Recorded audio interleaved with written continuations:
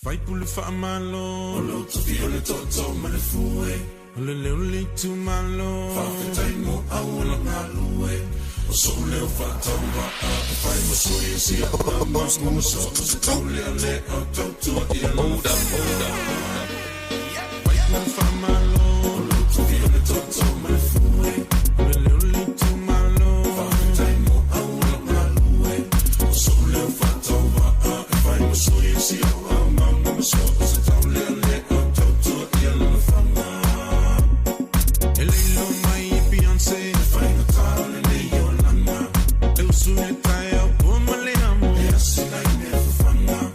Foi me fanga lo tama tu ole la ile ma manga malia ile la ma wai le ma lama. Don't know what to you time. Hold up.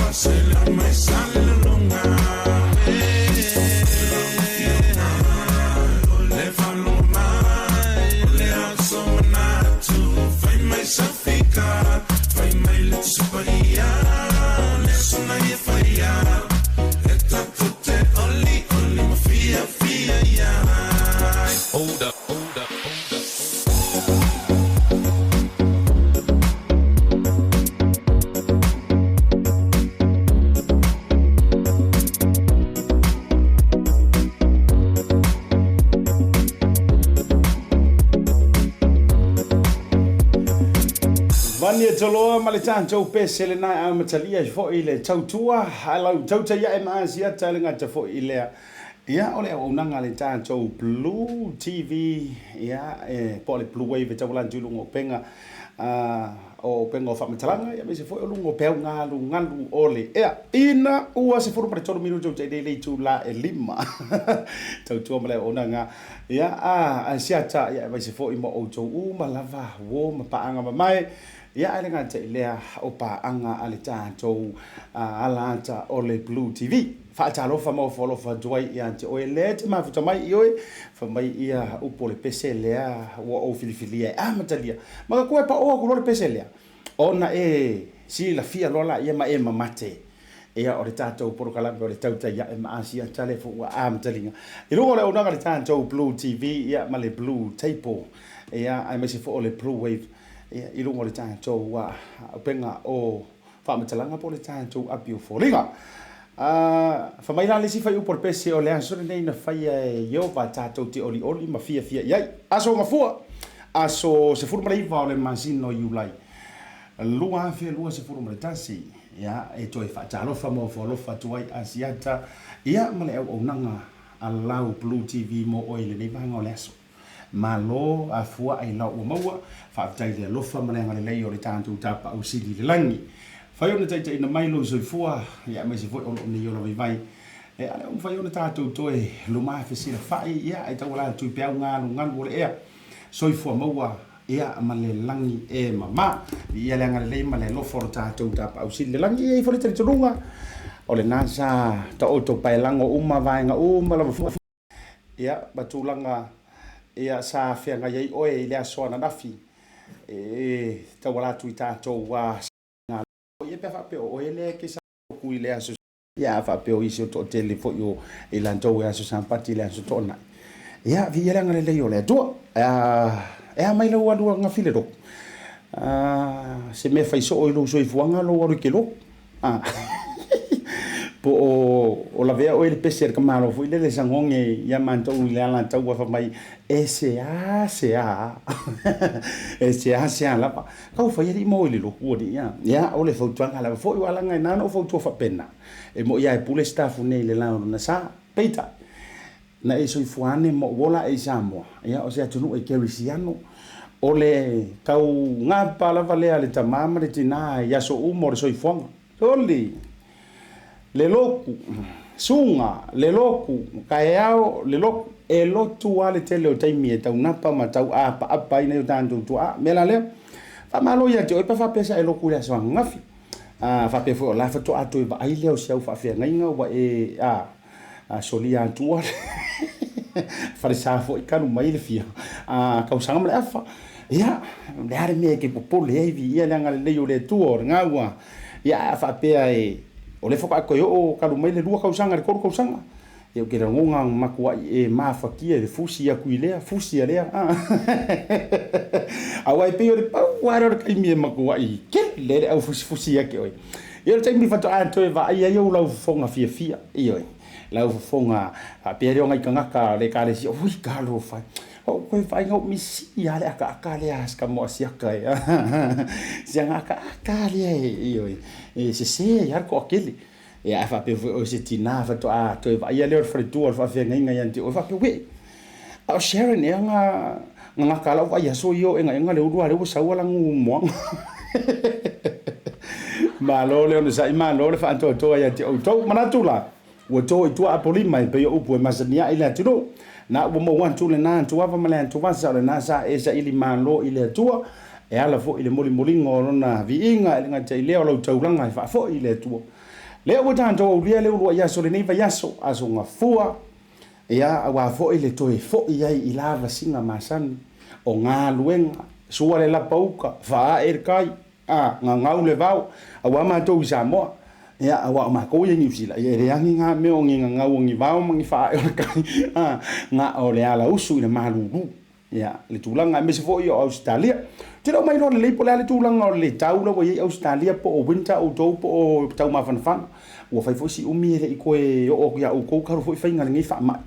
ia fa pe o le tulanga lo i o to o mi mai po o winter po sama po o half winter half summer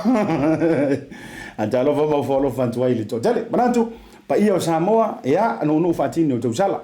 o le na o mai antu por kala me lua le na tai mo tu ai le uso ya Lorenzo maritanto Pacifica Talanoa health Talanoa o tasi le o por kala me fo o tanto unanga Blue TV mo le lausi la fia fo il to tele o le wa manta ile o unanga ya so fo ang fu e tau ya so fo rele ta le to ona amanta le o por kala me ale uso ya Lorenzo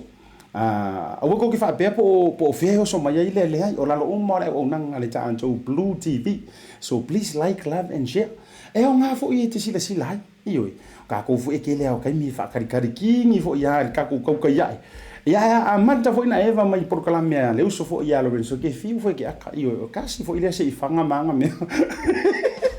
ia ai o nanga o maritanto ala ta maritanto fa le television nei da lo to ia so fu e tau ia so fo rele pe ia na o le so tofi ele fa ia tanto por kala me a maia ia o wa isi la fia kulanga fa au le le yo folinga kulanga fa au le le lo kingo fa o so i maso lo kingo ia ka fa ku poinga i ango o ele ka le ni ango ia ai makua ia ve ese le nga o ele makua ma fa inga kala o to e te mau ai tu langa na lo wa mal malama anga tu langa tau so fo marloinga ia fa penga misir ko lu kalfa ia e va e tau sala la le yo se man to wa ofisa fa sala io le tina ya o le to fine ya pe ia fa pe foi la ia la man to ko mai kai South America io e malanga mai le to fine le mai le tunu na Peru io fa yo ke ko e manga ku Peru o ke manga ku ai kama fo ile sa le ka rempo fo ile Ka mai pia fa Mexico ka ngoa. South America. Mai ta ia Gloria ia mala o nanga fo i le blue table tana no. Io. Ta o le fa ia so te. Das ava pe foi langa e mission o lo finga wenga io e fiu kinga ai nga fa ko ki ngofu ia vidi sau fa ngoi. O ngi lo nga so fa ngau ai ke va nga ka ke finga wenga. Ai e mana mai te maua mai le tau le lima. Ia nga eva mai rona ia ia por kalame o le TAUTAI. E se ia pa ia le afo le ono. Ia so ngafua aso lua ia se ia o la vai aso for really o aso tasi o vai aso. Fa malo atu fa talo fa tu mo fo lo fantu ia te o ele wa mafuta mai no tanto por kalame. Te tonu foi. Ia ele tau o fangai na se manto fa metalanga o sale a vesa mo o ia o le vivia. No no wantu fa tini o tau sala o le a o seu fo lau. Ia mo mantou ta oto pai lango e pe fo o na fa talo fa tu nisi na mo i malai le proclame o le nei aso ia ai sofa o kiri so te fa talo fa tu ai fio yo le talalelei malo te talo malo ana pongi ia fa tai fo ia te oto o wala to utu le tu ile zon nafi ia le moli la au fonga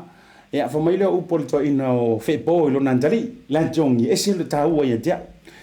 inga o fo i mai le kama le kiongi o mangma lo mai le a moka male amotai fa fo yo le o to yaso nei mo fa mai la yo kama o sau fia kama o sau fa mai longa ma ia wa o lau kapo inga wa e manu wai fai ba le o sau malapa lapa yo malo iyo yang fai la ngol kalonga le ai ngofio le tau nga lapa lapa iyo le nga ko e ka alo muli e le tama o le tiongi ia male kama malo si foi le mai ama ko sala fai ala ngor kama mai oi e kaminga la fai vai ngai farfa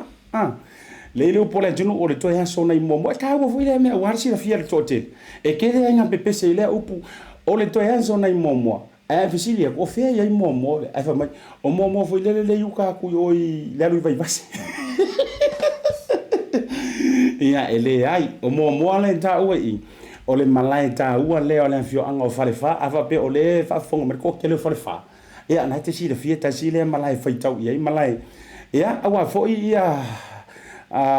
fio le ala isale noa ia o le tama mali le fa o le te yo tupua ia awa fo ia le fio le utele le ite ia ai te nani fo ia to o le tu ia tu lo la to lua ia yuli ma mo ono fa vai la ia o sa kamale o fa ko wale amakanga ka ko por kalam ina o saufa mai lon tama o lau tapua inga le o fo i mai malapa lapa o mangu malo io o fa inga ka mo sale va ngongo ia kia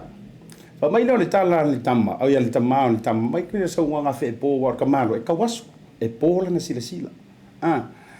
ia fa mai ese ia saula ia se o kali dangola ia fusi fa tasi o la au ona momoli le fonga io manga ia yo nga up fa ko nga fe po nga fai mai saula ia kango i fusi fa kas la palapa o malo ai momoli le i fonga ma fu ona momoli fonga ona le ulu i mota le o le mali e toa i ngai fonga kamo mali e ko savia ia mana ia le mewa le so na foli to hotel ia ai to fa manatu mo to e utalu le si va hanga wa makanka ngalo manatu le fa tai tele fa fio yo le talalelei de lo mai ona momoli o la palapa o malo momoli la ufunga ia awa fo i le fa tai ia manuvao le tuo sa pauta ia wa o ia wa fo ona ta to e la lu ofisila fa ia tamama tina ma tutua fai vai o le to ino fe posa pat to malo i te to ta pua tu ia muri papanga ia matau fai tatalo i le ao ma le po io va veao afiafi ia awali sa ilinga malo sa mo ia ai le ngalo ia te au fa ta lo fa le lava lo afa pe o le wa ma wa fa sa longa o le wa na banga luenga ma lo nga lu ia te o le te sila mai mai fa fonga mai tonu lo mota tonu lo lawa tu tonu lo sa ta vale lungo le va fa ngota lungo le ea io po fia lava le ke ma u mai io fa ta lo fa tu ia te o fo lo fa tu ASIATA ma tanto programmi ia o le TAUTAI ia o le vala aua nga ka malo sa kau ka ia malo fa kau ka inga ngai aso e nga mo se ia o le vala aua nga mo se ka ko ia war ngai aso ia a fa nga mo mori la au fonga a fa nga asa ko ki maka le penga fa kili foi ia o kai awa enga ia ko sa ungi foi ko si iro ka ko penga kai uyo lea fa malo ilungo le tanto penga ta fa ilangi fa ta lo fa mo fo fa tuailea nei tanto wo mai e meso tanto ainga TAUTAI e tawalantu la unanga le tanto Blue TV misilenti le fretua misilenti ma lor so fo mo mai le fionga de frekua sunga le kopo ma futa mai la fioanga o lalo manu yang li pata ba lor fa to ma lor on sai nive ta ai ka ro fai mai o fretua nive kasi fo ngi frekua io che le ropo fa ele la kusi frekua ia malau masiau mana mea ia masiau fa polo ia malola ve to fine o vai se unga fo ia so tanto vala ile to fe lo so to fine la le ia sara to vale tu sing e sau lo so fa le lunga o mankuanga ile ngangwa lo makua nga yo fa io nga sau war malu ko fu mai malo makua ko pala au lang fa o fe o ye jumping ko mikini ia malau o fe jumping o kamaki ngai yo le mo ko ha malu o tiki ka fe so ka koi jumping ka koi sara to vale para tonga ya isa ko le mafuta mai au se tali ma lo le sa ma lo le fa pale sene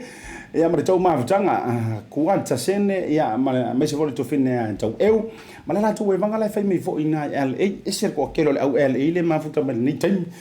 Yeah, Lia Tina Tanuvasa, watching from American Samoa, malo la ve jojo, o ha mai nga o, nga I manga o, e masime ka o se nga inga. O mai ta jo le American Samoa mo to fi vianga, po o tu I la manu malo le mafuta mai malo fa to. Sene ya la le uso la ya sene. Malo ya o se uso.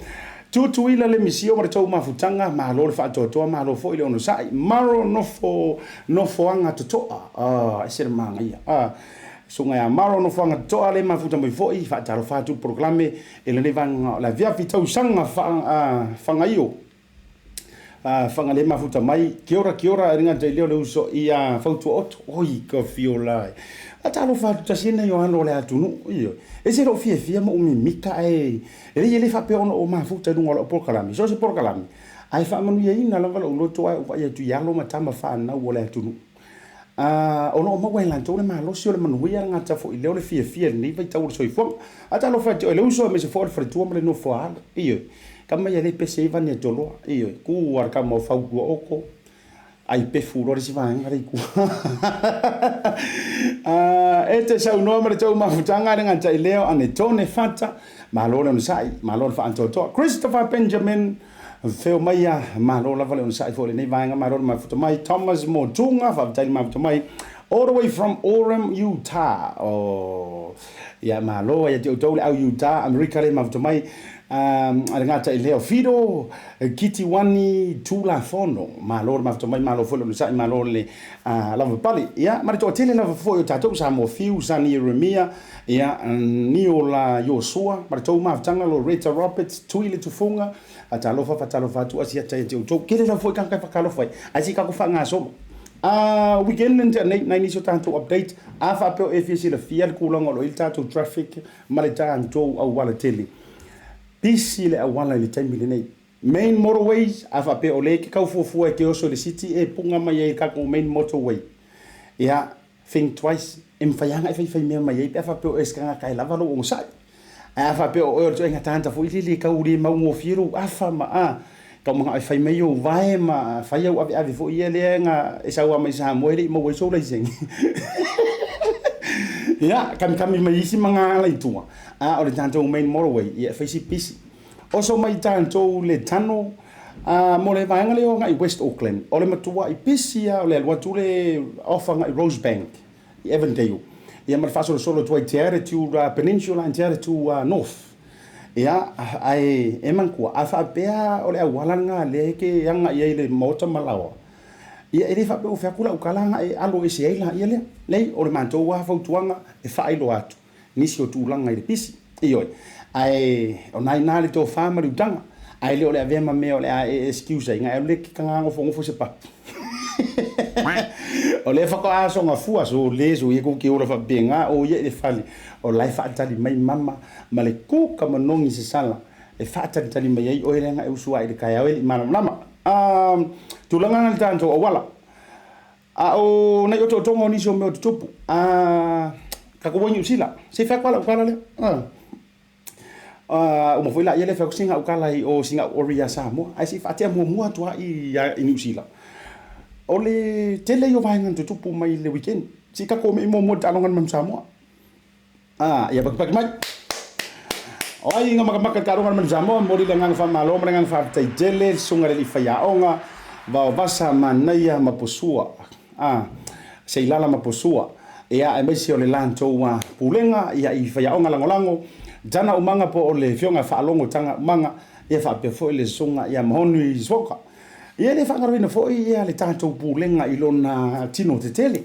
Le sunga ia sua Hezed Jeremia tai malanga whapea foi ia le fionga ia tuala le malu pen, silva, sui tai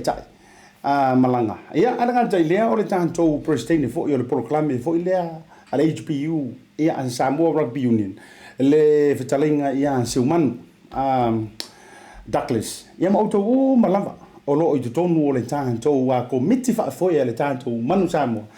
Mori le ngang whamaroma, le ngang whaaftaitele, ma ka ukia le ka alonga. O whapea uia. Wa le ngok mata le ta alonga o le vai aso tua, le na whailunga e mantou e kilan. Ia. Ngō whapea piska ko mea mau. Iyo, ngō whapea piska ko mea mau ngaka uoso e le awha muri biua se sera konga. Ai te ila uoto e vaturu whamaoni, amana tua la. O le ta alonga ia lua Samoa, mia le tātou manu malo. Ina ia whaamoni ai no tātou sau whangātu le ipu o le lalolani i le luafe lua sumaritolu. Ia ngō whapea lea whako iau kamai ngā mako peki ronga ngai langa o whaisi lea ngā tau. Iyo. O whaku o ke loe marokonga. Iyo. Au karamo ia. O ke loe marokonga. Ai si mahai fo i le peko e pingi e se rako kasi wha. Ia ai ku a kunghala o i ka fiolai. Kua ka mai kore manu kimu pe la vai pe lolo vai pe malo ia oni sila ne vai ngai sila mai fo ia ile fusinga la ngai kama nga ua mangu malo wa umare fa ili muri au sila du ia langona o le fia rugby world cup qualified ia o isi le fia nang o tala le tusi o se wa fia nga pese ia ia e kusare pese fusi Ioi, kisi ala favoris kamanga e afu mia. Ia mamole ngan famaro agiro, ele nga kala mala, ele nga ole au ka alo la nga ngata ile fia ile aso. Ele me mali. Ai, nga makua i fao nga o fa pe ya ro ko vai nga pe ya si salangi fale ali nga kale nga kauva. Ioi. Si o kausi la me, afa pe kausi la fia nga kale la fa e mogur kama ia e maka ukia fo i whainga na maka ngaka lea. Mana tuar vaso na tua. Ia, o si kenge ngā sa maku saso. Ia, o ia ngā maku ia rufo i whai miki a resi skula ki tono malai. Ia, ai, o lea langa wakfo, iri ko mamai ngā fo i lau supporters ia Waikato. Koe paki Waikato mole, ko Waikato, ioi. Ila malfaskanga kanga lenga Iyo mo e ko ia ole loto makua i fia loko me si la mai ave ke kau iloa si ko mengi me po nga o me haere kai mengi ole kau su e iyo o angala ia le au mai moa Samoa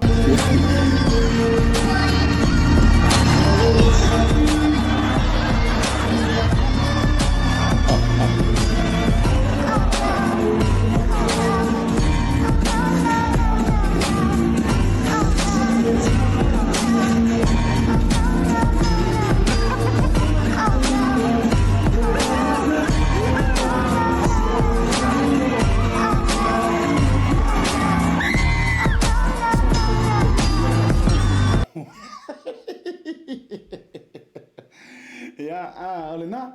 le sila va nga tura i mai au maka fo ia Samoa ia ele si kio ioi o me tu tupu no o le malai ma tai mo talo ia la vi fo ka ko ia ile o ngi ka mai Hile o si tama ia karanga meanga ko ia makama ke kele ia ko ngui fafo e o kamara ngai makua ia io e ave esela ko ofu makamaka ia ko manako ai kuila ko suki foi ai kui suki kamo mo e kamo mo e so ko malai ia ui ole a lo fa se usea pero kamo wei fu mo no le lenga mo e pu e lalo e ui ole ia I hope on nai sa ngale mo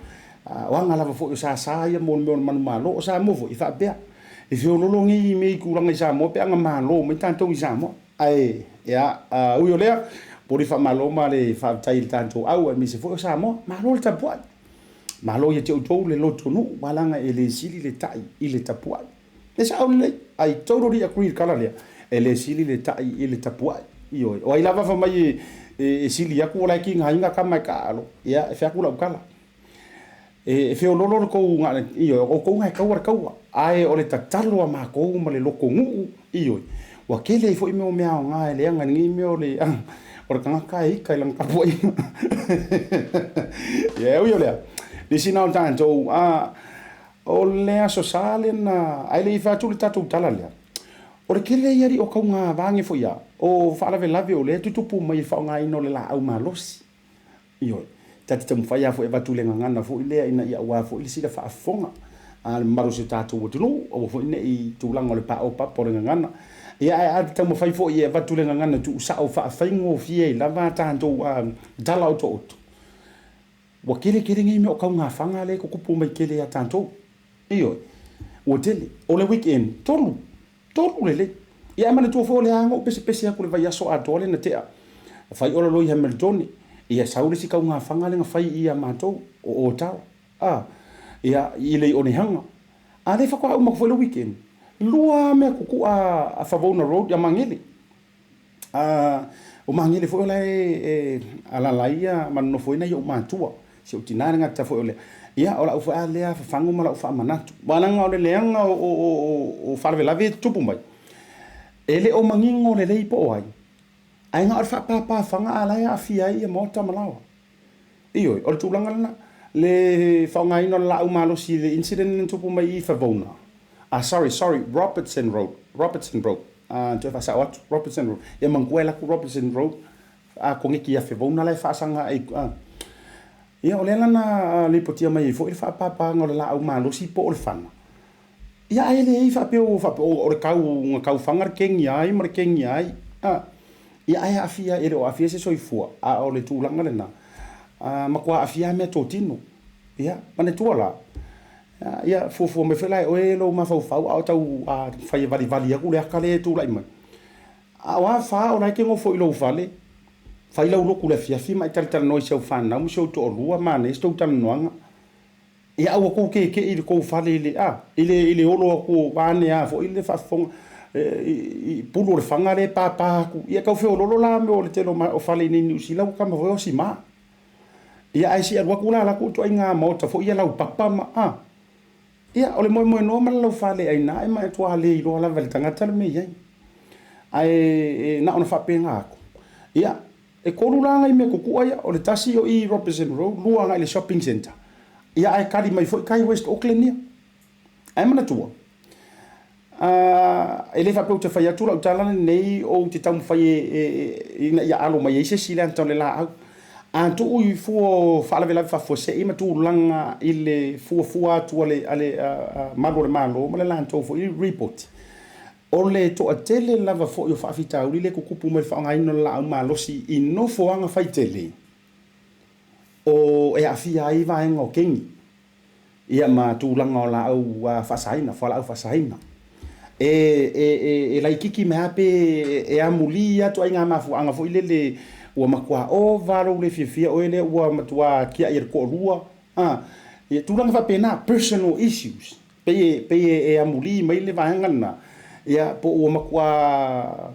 e ngofo o va fo iso ua kamai siri ia ngai kangorola ia e savali le awara kere makafanga ngi fale fa pea so ele o tiro tele la ai o le lipoti le tu na mai malo tanga ruanga o leo ia mai lan tolo o va ia le saunga le mo e a fua mai le skaili lea I va fa kengi ia ma me o kulupu it associates with gang related issues. O le fautuanga fo ila ma le tata longo o le tauta ia ema programe ASIATA le nei vaenga ia sila totoa ma taitu le lei o ele tama o ele tina ia e mese fo o tātou uma lava aua o lau ma tawhai oi lou saonga le mu ele o se makawhai oi alis ia i fo le taimi ke kangwa o e whapea la pui anga kaimi e o ke loa i o ngokupur whalawelavi le tautuanga fo le taimi e te le mai loa ai ia ai vai po saunga le mu fa malama o le fale tulanga fa pena po kaloka fa kokoa ia mai si uma tulanga fa pena uyo lea tulanga male ale na male ngonga o le ngai ngi usila ele i fanga ia nga issue atu ma fa tanga to le fainga malo o te lo fa tu le ni tala me ai tau ono le vanga le o ke fo i ri ke ni mangi kanga ure ka mo fa ia faingi mele le fa pe fa ma ni o lan to la vale ma fu angor vanga ole ka mo fai fangi mele le fo ie se i kau le le ia ile malo ai me se o tulanga i tupe te tele ia u fa matu wat ia ale anga o me ia fu ai nga sa ole mau ko kele mai se ila to le fa tu es ia ma fa pe atu ole mai monga la or kai lo ngo winga ole fso song ia ku malo i pro kala me fo ie to e fa o la ma to e fo ta i or so i fo ia ale ala ia ki dia nga sa fa afi fainga o ia o yo le tasi na tato update lesi tanto update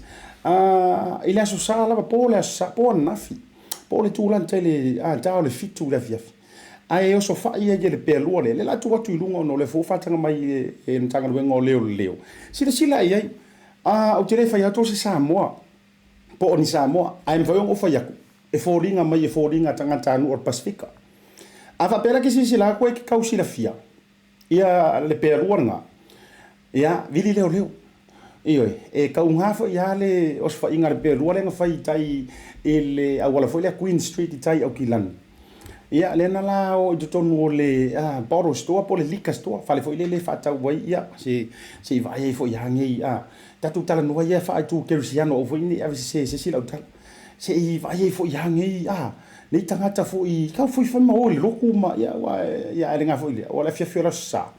ia le nga o le pelu le ton o ku fa amo ola ile farma yo gilani ia le tangata fa ta o lopo ia fo ia na le matua yo nga le fa nga li mar pelu le ia ai o ma ave umre tele o le mau ia ele popule la se si e tulanga o menga o ma ave wai ele se mimika ia menga o le va hanga ma ave o le upumon ai o le soifua e ono mai mau ma ono fata mala ia tautuanga foi marito tele o tou ia fai ngā luenga i vanga fa penei ngā luenga nei e fa tau wina ile mole ava malosi fa tau wina ile tapa tau mafa tu lo le fa fonga Samoa manisi o tulanga ia tautuanga ma o tou balanga ile kai mi e sa wele ni kia manga e vaku o ele al Samoa e fa ka o loa ke le ro king ia ngā loela ia e ka kau foi nga kangwa ye kokongi mangisi o ko ba ile pui ngale security ia au tātou fu Samoa e kile ale si oso ale oso popa oi I don't need security io ala o ngalo e manga ia lo finga ngalo ai ka foi langa e fai ringia pa pay me extra ile kupengangu e ave mai le security ai le ole vinga foi le mai no I don't need security ia lai pe ia oi ile rate sa o foi le foka ma ka ia wa langa longo winga e luanga na wa e tau avea ia ele tu sai malo malos kako makala work smart mai lisi o supervisor sa fainga wenga ya soia ele se ngol menta ole work hard male work smart ole se senga e uma inga e alu ole work hard still earning the same money ai wo makua le lava ile fa fiu kinga vai mai sorry se kako ia ave kamiki or ka anguru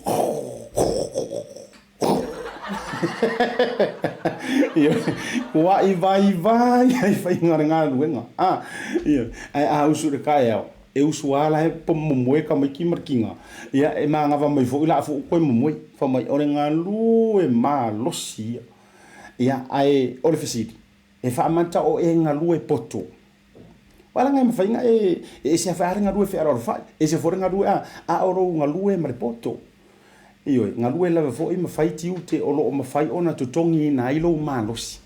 ai le o lo kau mawhai e uka o mai runga o kau au. Ngā ruenga e le o tutongi ai o. Ngā enua kula ia. Pira o ka vale le whale o ka vale le.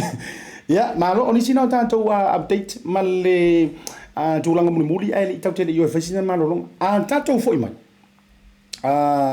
E isi vanga tā ua tau te fia tala noa ai. Whapeo e le te whafonga ma le tātou proklama ai au ngā lava le tala le nei ambisor ma whaatala noanga le so mai. Mō tātou ai ngā Samoa. Nao, se whaatula o tala, ka kia pro kiki. Se o paia kwa vanga le. O nisi vo tātou le updating or pro kiki. Ai mai si o mātou i anau tu ina tu awana i tuli loa mai le proklama le i tila. So o se ku ai ngā lapa uka ma le lapa kai o le pro kiki. E te mo ina uyo lea. E amuri fo inisi o proklama me se vo o inisi o fale whaasala lau.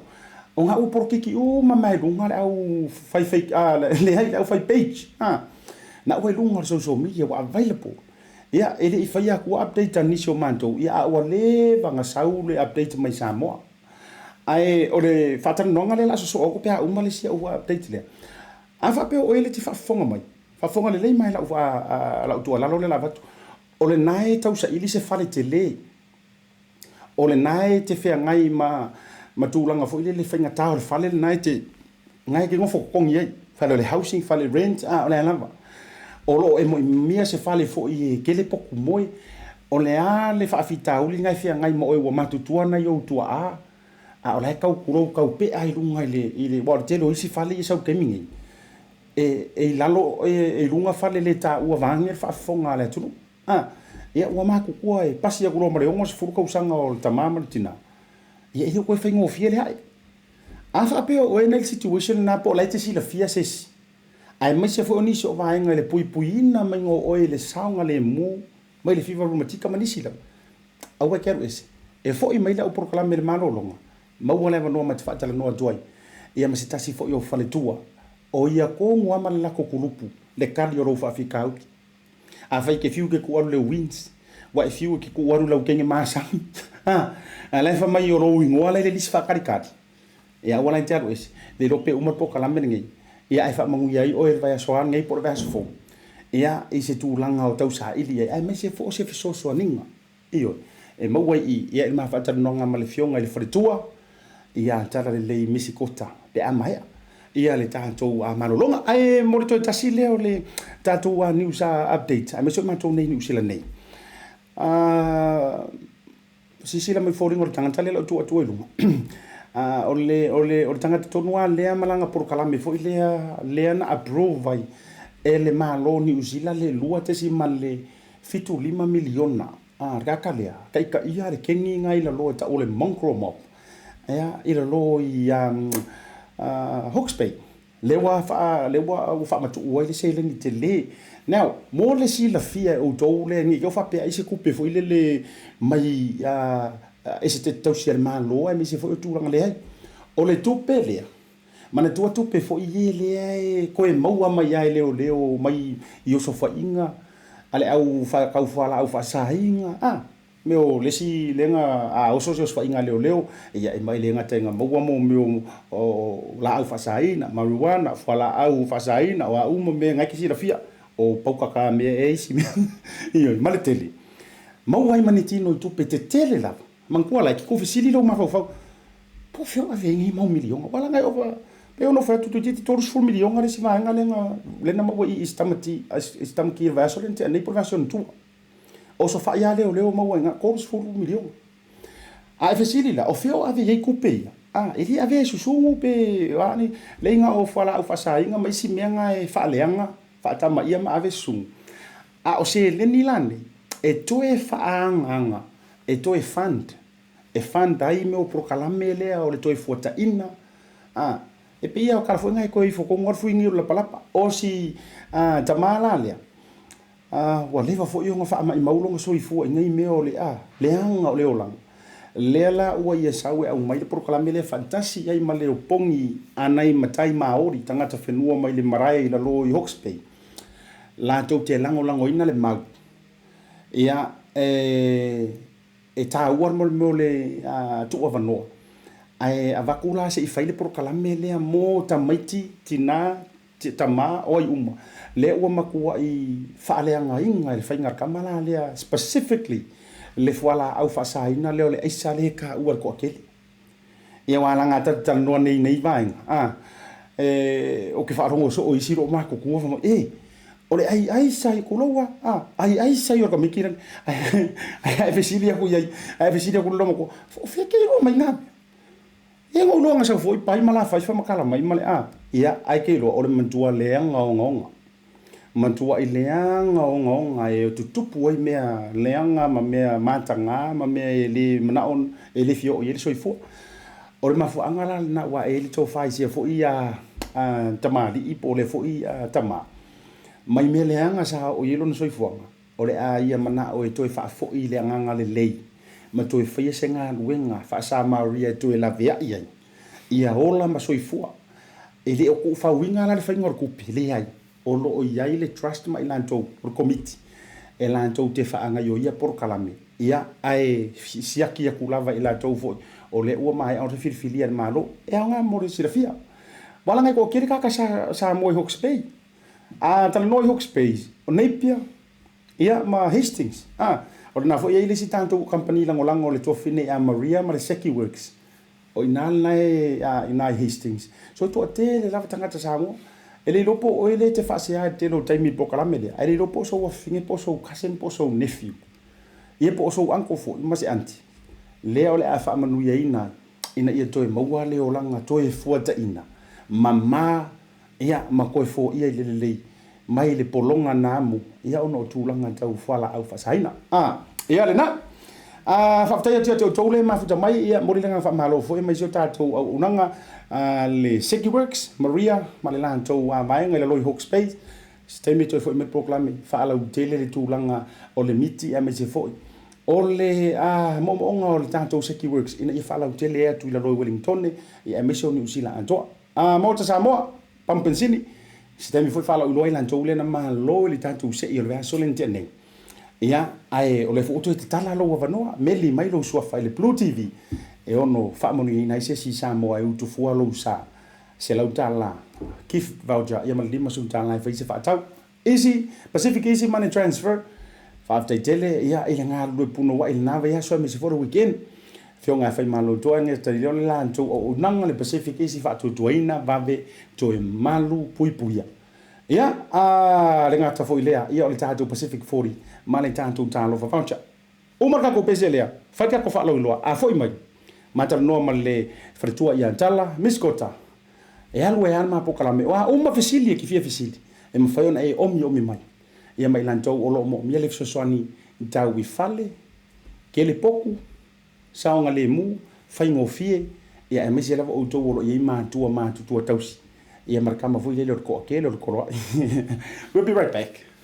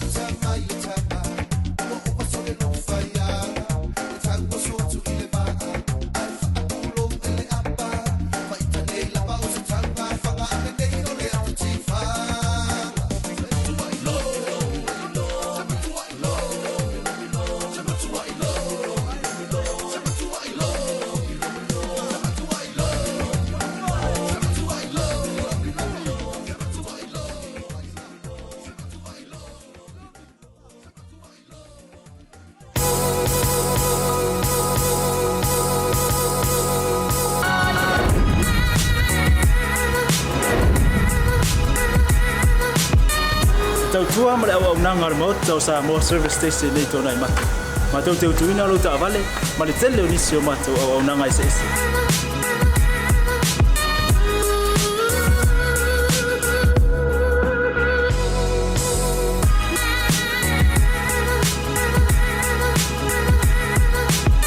Ai le ngata hoi lea, ma tau te seake ina fo i lau ta avale.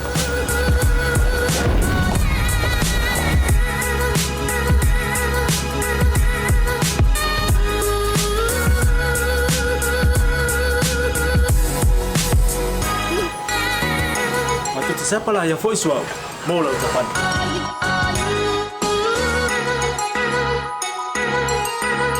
A fai foi o vai pa o losa. A wala te pon, ma tu te sepala ya foi e mola o tapan.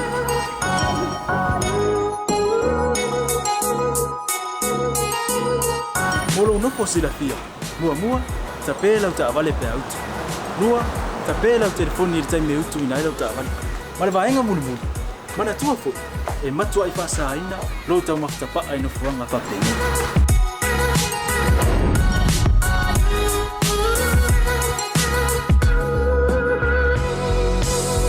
Ota Samoa, ore ma ota mo Samoa. Mato te fia e au na pia mo o Samoa. Maftaile fia mai, we'll see you again. God bless.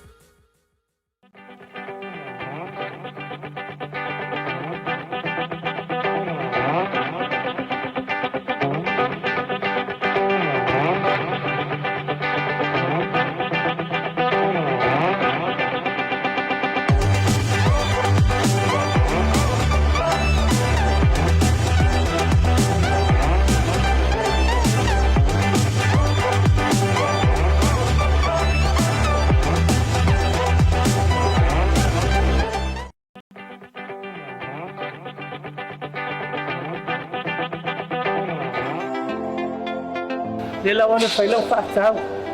Ile tupele na mai talo voucher. Nila wana whaakau ma me te mga oi. Ile voucher. Tai fu se whanau nila mai ole. Talo voucher mo wai whaakau mane ai ole ya so. Ya no fat.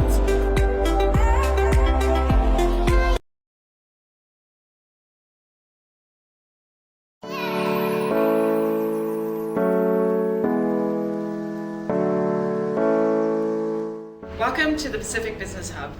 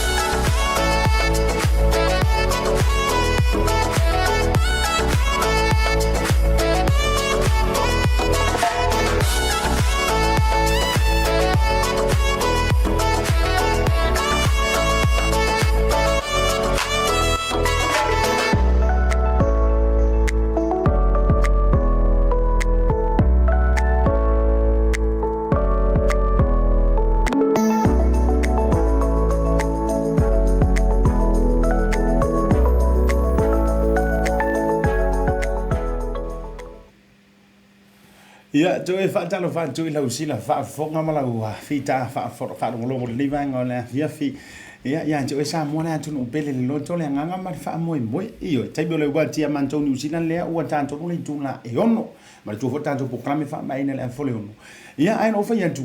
mo o le e tau sa ili lo nga se le o le a fainga kanga a runga tamama tina be fa pe fu ile le monta ma le lawa le te no pia ima e fio ai ia e nga o le fale malo lo fu ile le living room ma tau mafaila ia a umala wa sau ia kulanga fu ile le mafkiang ia nga tau ia e runga le tulanga fa pena ava pe o le tulanga na le nga tailea o le tau sa ilinga la fo yo se feso so ange ma pusanga ia mi se fo tulanga i mota malawa ke le fale ia po to tele lo ainga o nga fa fusi la vele tasi le potu ia lua ai nga te lo tulanga o lo so i fu ma lo ina o nisi o feso so ninga pe fa fea ona maua i tantou Samoa ia le tulanga male o nanga o te fie fa ilo atu o le o fa tasi mai le tantou proclame o le TAUTAI e ma ASIATA ia asia ma lo fa lo ngia ia ai le to tau wa zulale ia me ale atu no tulanga fo io le soifo o no ki roe nga e mo mai ale kema o ma se lu atu ia to telefo o to o si la fia e pe fo io le tala le tau wa fa fruina le pa aina ia me se fo io le soifo tua o le avionga i le fletua ia tala po o Talalelei Misikopa ia po antitala ia mo to tele ia lau silfia fo ia le uma mafuta no le tanto poro kalame o ia o se tinasi nia mai le au nanga ale Alliance Health Plus ia e umala fo yo o fantalo fa malo ona la fo ale o le avanoa le nga wana mo to le pango silfia ia e fa manino mai fo i ele fionga le fale tuani ia po le hale o nga ale Alliance Health Plus ele nga ko lo so fo malo loinga o lo mota malo lawa ia ma vaenga o lo fa fita i tunga ai le tulanga o le no pia i man sa inga malo i New Zealand uyo le fa taro fa tu lo fionga i fale tua Talalelei Misikopa e po antitala ia ai wa fasi nga fo ia so nga ka ia le amakanga le lama singa yung kuakunga nga ia sia mai ele man to wa office fa sala lau nisi fo io o vaenga o le nga luenga male unanga ai viene nga le to o le ai va ia ku ia suru le tinu ia o le ai malama yu nga lu le la le yo lo so ifua malolo ina ia o le tina va ia ne tu taulang Faftai tele lava ile fa fo mai o Samoa pele ai mai salama na yo tanto ainga ia tainani fo lo fenga luenga pa ia le tua ia malo tanto wa tunu lo tele ia abe fo nei taimi e fa ftai tu lo fa felo e mai lo fionga ASIATA ia lo ai malai ai tal fa ia tu mua e ono ia pulisa la fa o ia e ko fiolai ia manantu fo yo usa le vela ngori tangata malo na fa asino manga o le tangata fo i malona tu puanga ia mo le lau silafia o le afionga i le fale tua nei po le tina ia Talalelei Misikopa ia malanga mai le afionga i laka e umalo apia o sali lua fale halili lua ia lai le fai kaunga ia tala anga o le tunu malanga e le ikeringi men kukupu ia pia anga kele men tutupu ma le tuore tu malo le fale halili tele lo na o te tele Pawaro le kumaro le nga ala ngai le ma le tufu mai waka fia fale li fua la ia a le fio sali lu la nga fini tale fio le tamaitai io la ngo io ile le fio le lu le tamaitai ia me se foi o le to fa tamatan ia tulonga ia potasi ma fanga malama o le malai tua ia le fa to fa la ia ele leo fu e kasia ko kele o le tuia tua ia e ngo fo i au le tu malo piko i ke le fo i le nei o Samoa ato wa ke le angi mea na i roa na vaenga ia ai nga se alava ASIATA ia pa fitai tele lava ai manantole tautino le solo le tamaloa malasia la o le fo e tu sai o le aunga male au tu ia na o mo o ai se i mo so o no i lunga la por kala minei a wan si la fa fonga Samoa ka kia la vaenga ia Samoa fa maru to Samoa la mali por kiki na ma o ma ke ke siang uma io e sa ora utala mali lava Samoa ia ele mo wa kula ia ma o se kala mai o mea la Samoa ai o la fa fasiti Se e whamaninu. O le atonu le au nanga ale Alliance Health Plus. O le o te vai atu no whaafulu ian tāpuru kalami i le lau silafia ma le whaafonga Samoa. Mo ila tōu tūlanga o le o le lei whale ma tūlanga whapena e ini nei mana onga e fia maua tūlanga o whaafengo fie o le no nofo e tonu o ainga me se fo mo te malau. Ai se e whalau tili. O le hale tonu ale tūlanga le Alliance Health Plus whamulu. Ia, whaafitai tele mo le whaafisili o le Alliance Health Plus, ia. O stasel vaenga tele o le soifua maloloina o loo lango i fōmai, ia matamai tai fōmai o loo ngā leloi lantou i nofuanga e ta o GP practices. O loo ngā ielu tātou watunu e vailo soifua maloloina po o le ala vai o le ala whala au. Tūlanga whapena, ia ele ngatala ele tū le nā te le fo le lantou pitola au. A o le mātou i tū nei o le vaenga la nei o le Pacific Equity Team le tonu lau tinga lue ai. Ia o ao ma stasi o tina Samoa, le whaletua ia Malai Sanders fui mono, ia ma le stasi o atale i tū valu ia nai tipelu. Ia maa o neo Talalelei Misikopa loli, o lo mātou ngā lulua e whaafoi le social service, o mātou o le mātou background o social workers. Ia, o le mātou mtawhai yui tōnu lava nā, mātou te whiangai ma ainga, e au mai mai a i mātou mai fō mai. Ia, ua mana o mia le soasoani, i le lava le taimi o fō mai e sa ili ai nisi vaenga te tele o le mālo. Ina ia maua mai to o manga o nei o tātou wainga o lo i whale, ta maiti, mātua mātutua, ia maso si tau sanga lava, o le tūlanga lana o le mātua ngaluenga, au mai lai e mātua le tangat Samoa, ia pula inga Tonga, pula inga Pasifika. Ia ona whaafoile o le mātua ngaluenga, mua e mātua te whaafso tai atu, ia mo se awanoa e mātua te asisiai, lona lua, a aru le mātou asisinga e mātou te ola me tono le loto i whale. Ia ona whaasolo leo le ngaluenga i leila titi e whai lava si lave. A o le upu lava ia lea Navigator mo le mātou ngaluenga.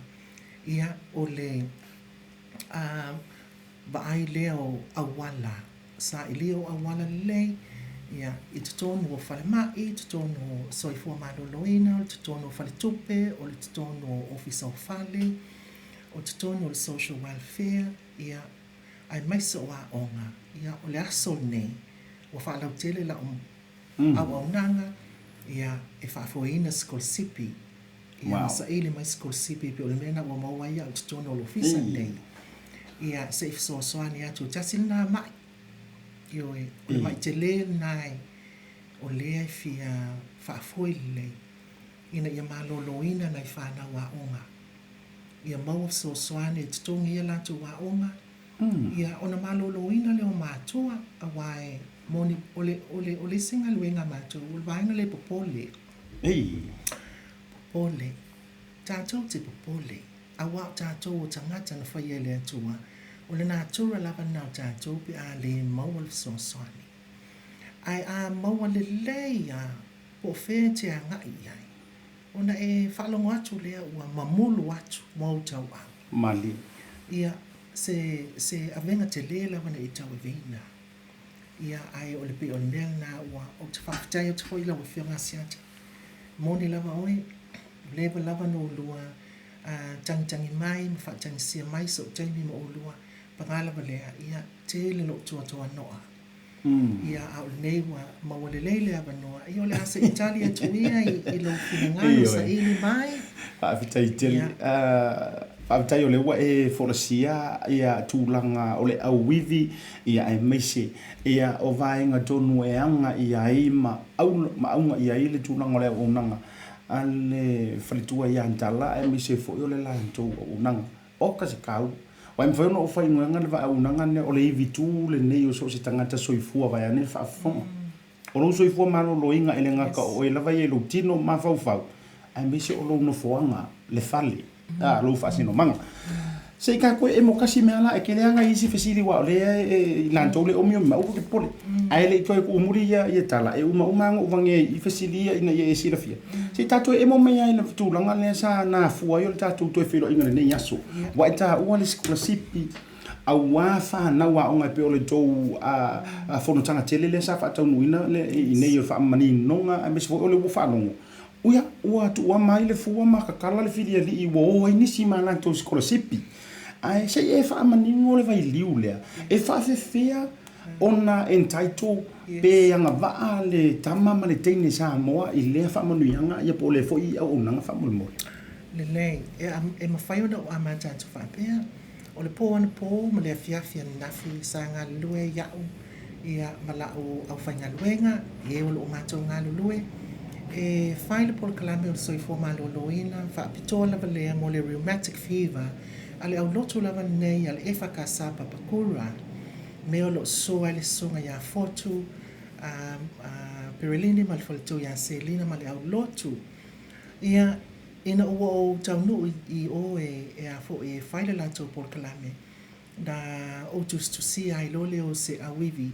o te momoli atu i le au lotu nei papakura ona o lewa fia a mata le whaalau tele ino lo ngaluenga ai o scholarship o stasi nei o mai o lo o mana o mea sa fisoasoani e whaamatalatala ina mo nei a tanto o whanau ai mai sa lava le alo lo loto ina i whanau nei ua ia 11, ia 12, ia 13 ai a ofisili atu ia i a inga ia o te asiasi ia ia o le atali i o le alau me o le a whai le tau sanga fau pe a umana o kolisi ia ai o mai atu e whaamanumi mai le popola stama ia pe le maukongu le mautonu le atili pe whaamimingi mai tau au ia po le lulu mai o le uno mali ia ele ngata ina pong sasi atali ai matua pong sa mana i tatou matua ai mesele a lofo lo loto le tūlanga lale nei wana o tamala e whainga luenga ai nofo tina ua mail tina matua tau sili whanau tau si tina matua una tasilu tanga te whainga luenga ai to o lua tamai tina o le anga inga i atu e o i wa uma o le fasili ta alofa o le ale le alafua o le ale fiso soani e wha wau wani nau nau o le tama ma le ten Samoa ma le tama Pasifika ia ai alo loto o Samoa lau wha afafonga mai o lau whai tama e te le mana o a whai e le leise a o ngā lau whana ma Samoa e la Johnny Scholarship o ta fia wa ai tupulanga Samoa whai amen ai sea lenga o lea e longo pui a li mai i al palemene o ngā luenga o fō mai e o le mātou ngā luenga mātou te mana o mien tein fō mai Samoa mani tama mani tein fō mai o amanoa mātou te o i tūa i whaile ngā luenga tau longo ai wala i titi lātou ai sea o le whaala lawe e le o maua leif so swani a o New Zealand nei lea tau te no nofo mao lai o le tele o scholarship e le o whaungaina e o mai fol tau sanga o la lava o life e iai scholarship ai e le o maua nai whanau po wheme o iai e le o la fo e po misa ta mama tina ona nofo lava lea a o whai mai atia o le si a inga a o ulu atu e tumu le lei a le wall i whai longa ma to spasi o le tamaititi ia ono ofisili lea o le tali fa mai le ilo pe fa fen fai o inala le alai o le ekalesia lea papakura o le mua atu la faso TAUTAI le la ye le so pe na silsila ia vi ele lenga le o le tua e se le tau ma nei fo ila u fa no longo mi se fo io le tu langa wai o tanga te ye te le ona ma ne pe o le upo te le o tanga te ya on la ele fo ni ai nga ele o ma o ta fa sa longa mi se fo io ila tu to te le fa fo mai ele o yai ni tu langa fa pe o lo tu te lo fo to te le io i no va nga le ai fa fe tai o le la fai ona mo sesi fa ma avenga fa fa ngo fi ele pitola se isa no ala ofisili ke lo ofisili muri le vai liu le ona tanto e me le si tu langa te o te lo fo to te le i tu langa tau fale ia mano foanga I mota marawa o le ase au nanga I mafai ona ole tūlanga se au wala e mawhai ona whesotai pe mau e fwoi le au nanga au tau e watu I nisi o e kalesia wau te iwa o le whafonga mele te leo whawhiangaima e au te nofo o le ngu lea I le taritununga ia man le manulau jile o le nopia ia tunu e mamau e te nuu I kalesia o lo whaasino manga lea I lo tamao I lo whaasino manga fo ile le wha le community o lo nuu leo le kalesia o I fo ia kua I aima vai ma lima ma koe sisinga I aima le dingi I lo wafu o lau tautua I tūlanga o le nonofo ia tunu nei e whawhiwhea la o na maua e nei a inga ia la tau au nanga e peipe le sikala ai ia ma le tūlanga e mawhai ona tau toi o atu I nisi o hani awa noa e mawhai ona tau atu e whaalau tele ai Lelei, ia, o le taimi nei, o le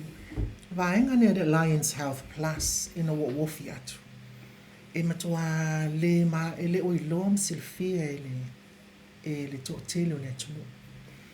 Ai o lo atu o ai. Tasil nei vaenga soifo malolo ina o lo ngā ioi.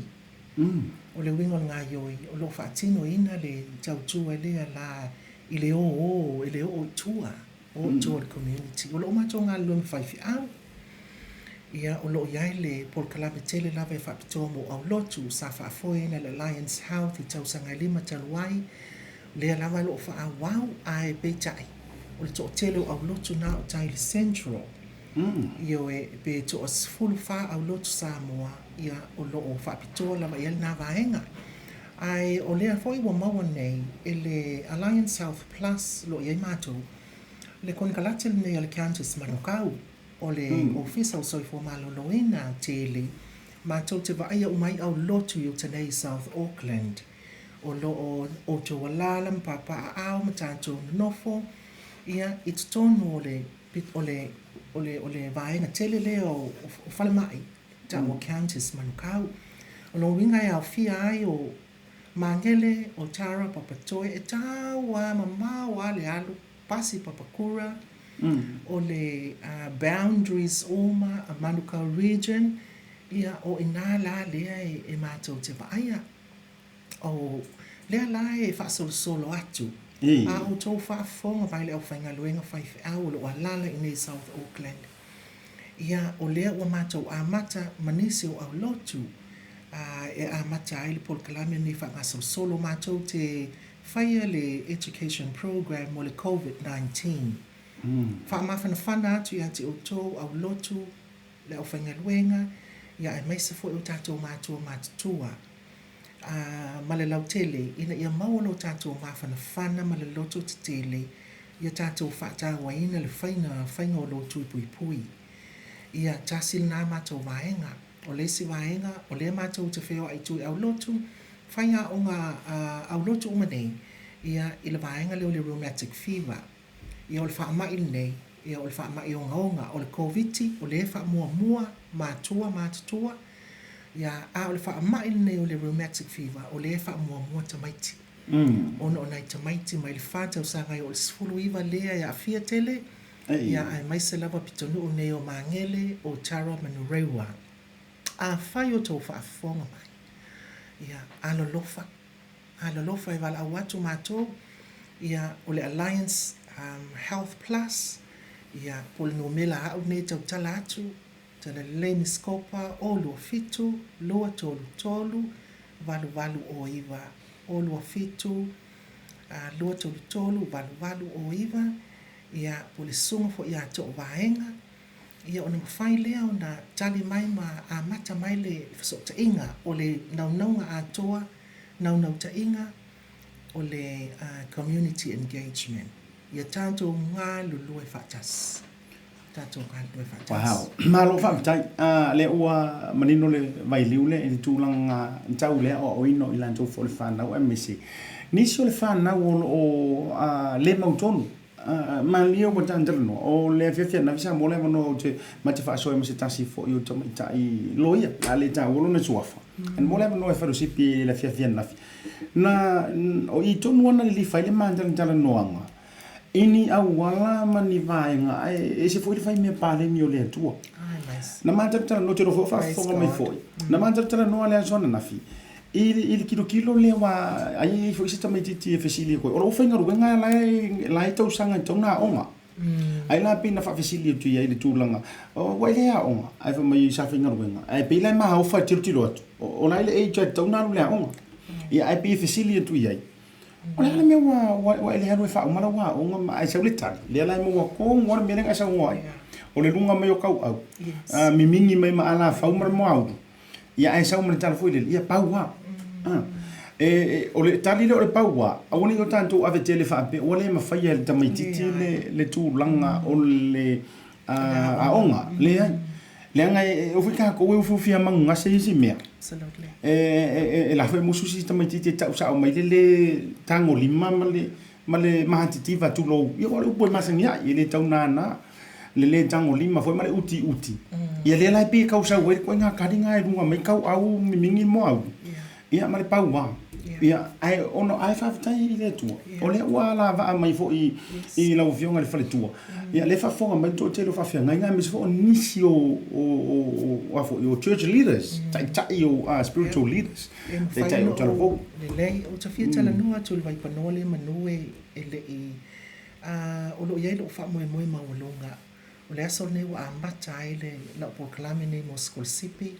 O le la fa nga solo e tu vala au male university ni o Django. E tala no mai la to o le aso ne sa fai mo te mai te fia fai ma te ne ma format. Wow. Ai ia lo fa mo e fia fa nga solo ai mai se foi vai ngo lo fi fa ya onga. Ya onga fa tai primary school teaching, secondary school teaching. Ia e te tau no tau silafia. Po a school sipi e tau on tau apala iai. E to tongi ai au tau a onga. Ia na pawale me whai il tamatiti, ia o le sunu il pengi. Whamaoni. Ia e whamaoni mua I lo ta mamalo tina I o e whai sina lafi au. Ia o le aonga sama le au talo vona e sa le matua ai le iau mea. Ai fa ma ai lo ping kalama a fa nga maka kupa sa mo. Ia o wingo le va no le to fa ma ai. Ia o le va no le nei o le fa fonga mai a inga le o le fa pe le tala no anga I si fa na usia. O la o to ya lo le tali e fa nga luenga. Ia ono le lo fa le tamama le tina o va yatu. O mana o mi tele lava le se le ni so swani. Ia mua.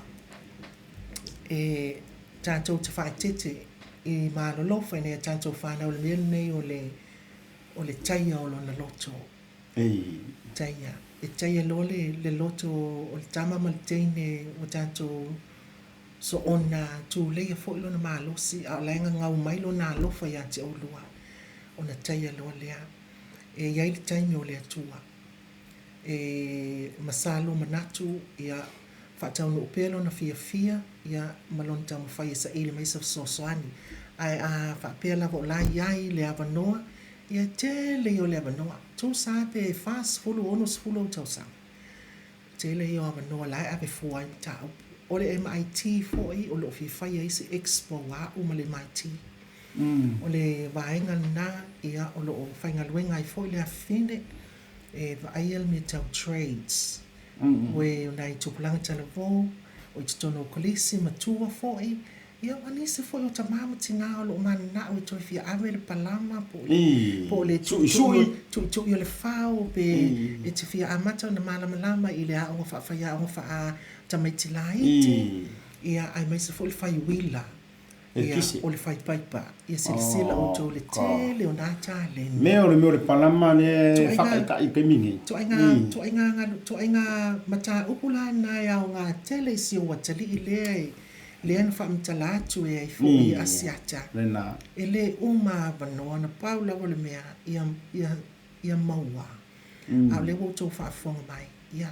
val au mai mana ia se taimi to fa ilo le tanu mero fa siu au te na to fa nga la vana minute ia pe to lima si ka ko me ima ia va tu langa le si va la le po le si va le o le o nang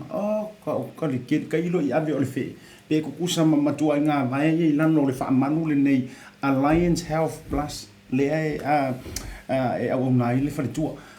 Se ka koe wha e mo mea maota malawa. O lea se tūlanga i le tau au nanga i se whale fo i lea o laele o le lei le tūlanga me se au ta ua tu loa whafonga langa o ke ka ua whale le ta ua. Ia ma whale maa lolo. Ai mona i tātou ta mamati nā matutua. E ono maua i lano le tau au nanga la se vaenga e o ngosui e se whale. Mai le whale le kaua i runga se kepu. Po se fale fa pena pe mo fo se o nanga e fa se au wala fa se o pisca mai di fie po se ola si sa no fa mo tala le fa time of sili ia e o me mo e le isa ma to malosi e o ia tia fo isa lu nga luenga ia mama malo lo matama e le ia sa malosi a le mato talo ia fa malingi mai le ngano le tu ia mato ia ai mai se foi ia te itanei wo pe wo fa matua mai aina i tama manai tina o matua ngaluenga ia maua vanoa o tūlanga tau whale o le memo mo ASIATA e le tai lava po kalame ni o tala noa i nei le ngai o ngaonga e ke koe sau so e ke koe sau fo ia le fa mala tunu ai a fa pe ai fai lo manai ia vai le lei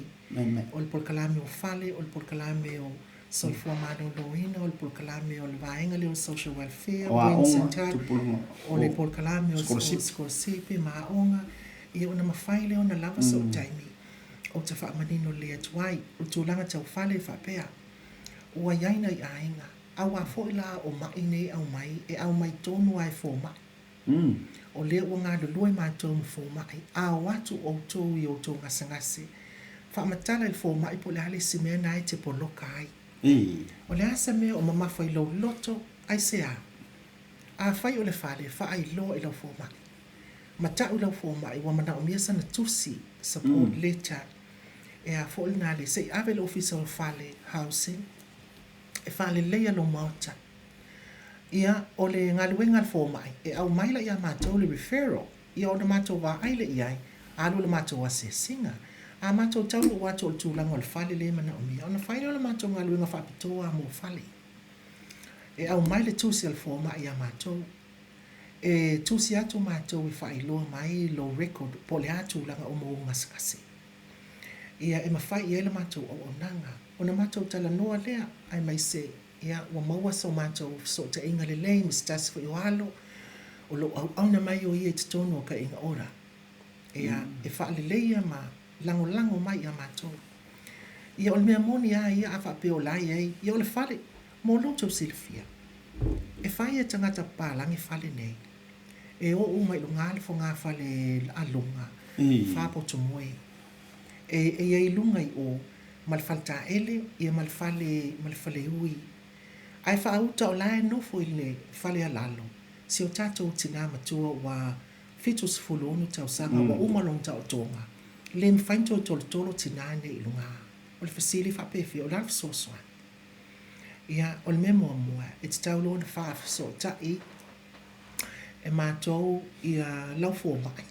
ia e refer atu i le e iei vaenga whapitoa e tau lātou occupational therapist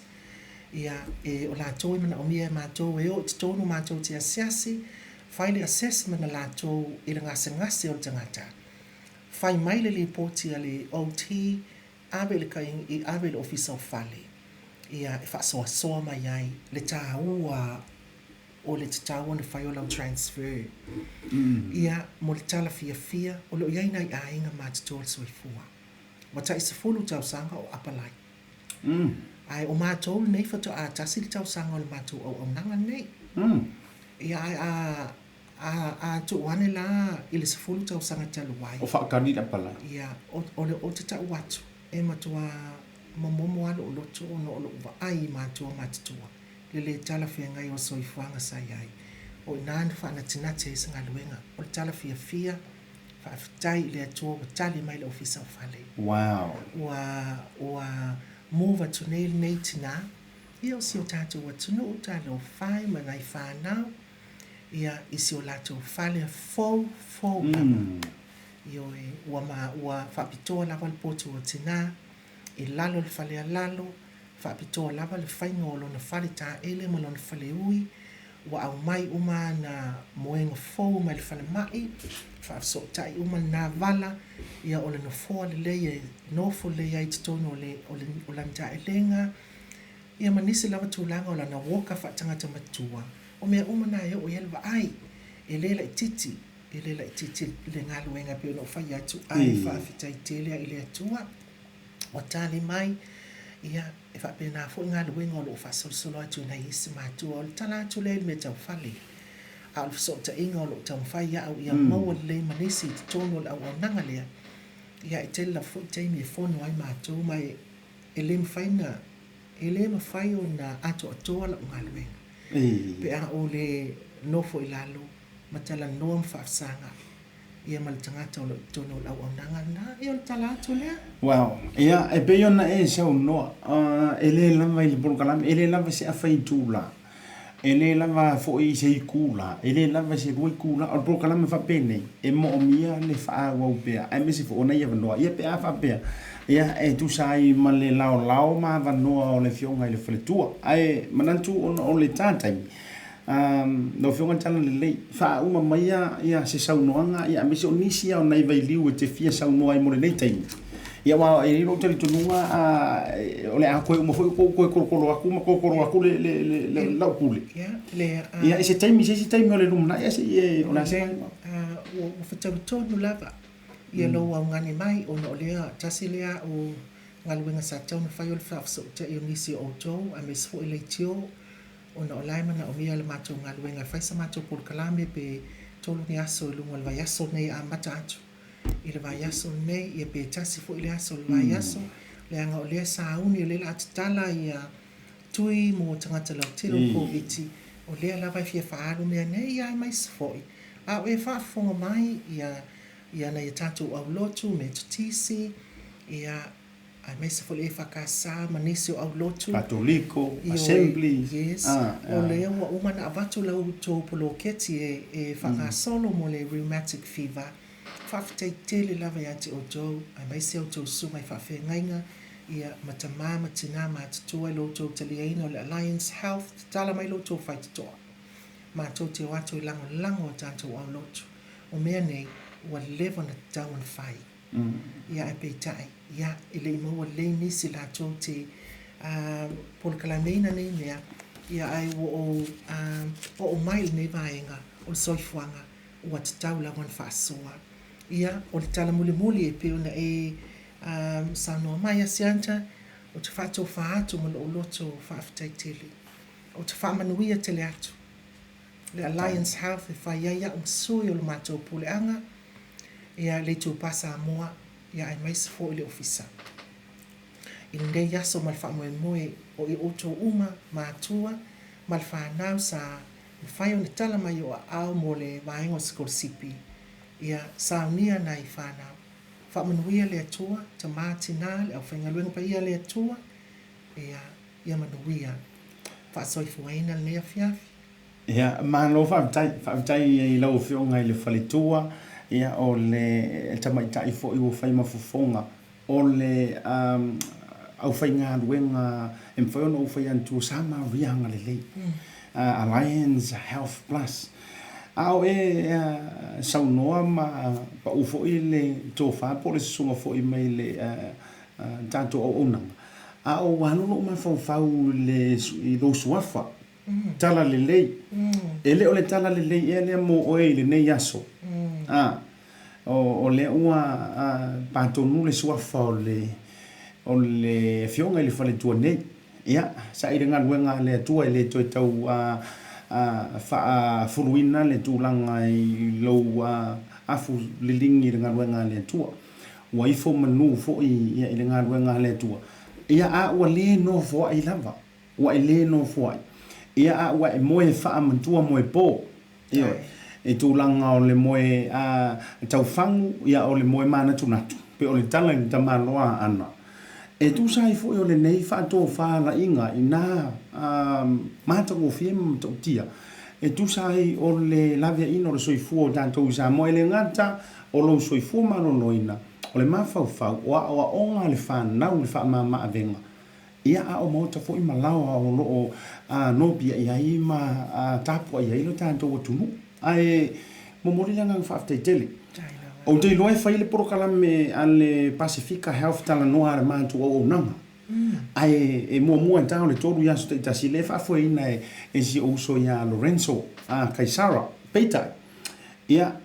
o ke koe wala audia o i rungo la TAUTAI ia malanga pe yo o e muri ia i prokalame o nanga mantu fale fa sala launi ia e se ala le wala aulia le mantu health inei prokalame e se foi la wala audia ke wala audia o te mana o te fio mai pa tu sa se finga ngalo ia ale o se aso le nei vai aso to fa i lo tu la ia po le la foi vai aso le nei masi e to fa umalanga o le umari ka nganga vai ane o wa tu te tele ia fa moni anga le tu le o nanga mai se o lo so fua ia fa fua le o i ko ko manga ko ile tala e fa lo penga o pili e tau e fa ngota io o le o tau o se mai tu lo la vare ngan fa fengo fie sa e ka alo i le ngan wenga le tua o le ala mai te fau tua i le ngan wenga le tua ai sa full time mai o le wa esa o le fua e fe tau ia kunga ka alo i le au le wa le soi fua ma no ina lo tele ia fa sa ma wi o nanga e fi so ni ai to tele ma lo tele le dro fa mo ni tala le tua me se foi o le tapu inga mau ale sunga to ina ia me se foi o le fa nau sili o nei me o le o nanga o family ia ile tua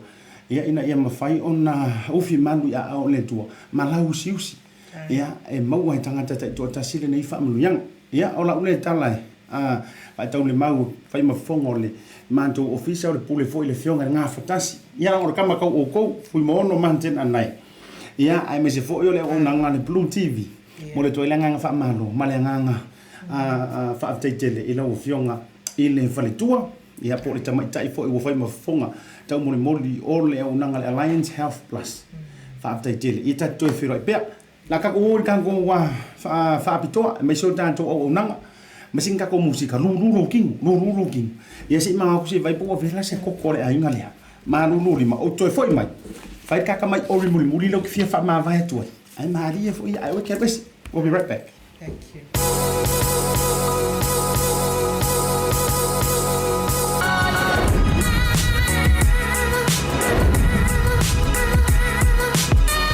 Tau tua male au nanga mo tau sa mo service station nei tona i mata.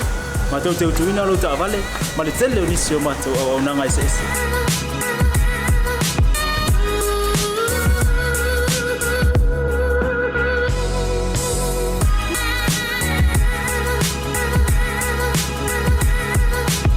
Ai le ngata foi le, ma tau te sia ke ina foi lo ta vale.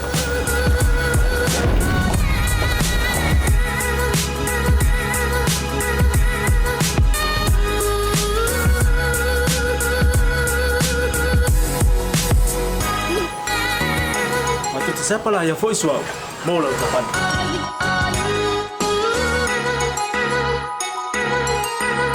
Apa itu yang vai pa ulusa? Awalnya telepon, matu te siapa lah yang voice mau lah ucapan.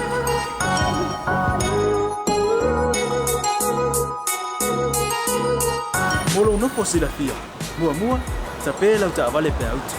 Dua, tapi lah telepon ni time me utu ina lah ucapan. Malah vai enggak mulu. Mana tua fo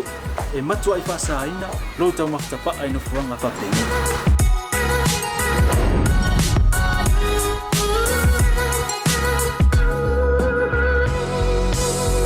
Ota Samoa ole mota mo Samoa ma do te fia e au na pe mo o Samoa maftaile fia mai we'll see you again. God bless.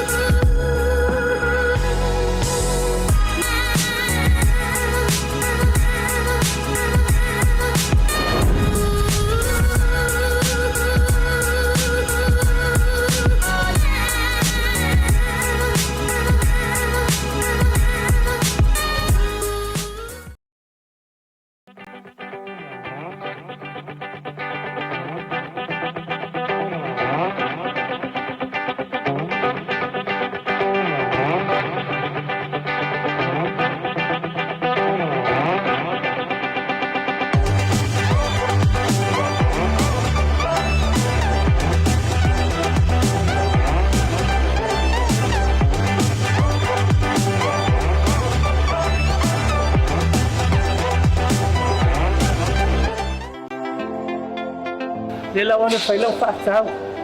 I le tupele na mai le talofa voucher. I le wana whaakau me te mga oi i le voucher. Tai fu se whanau le lapsi mai o le talofa voucher o mawai whaatau mane ai o lia so. Ia no whaat.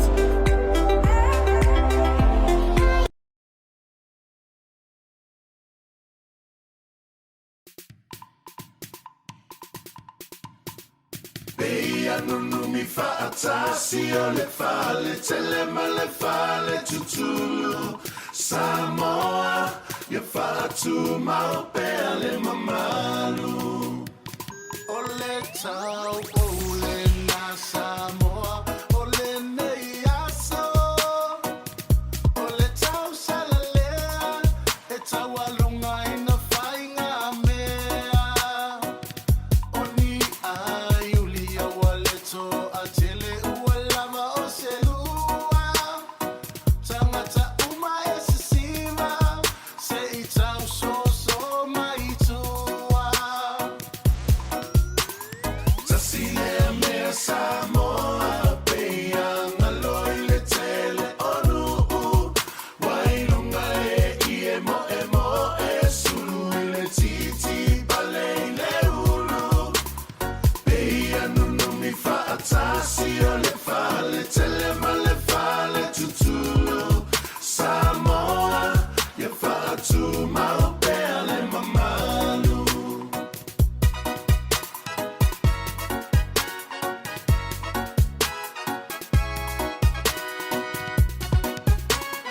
se e mai la ia o le tau sala sa topia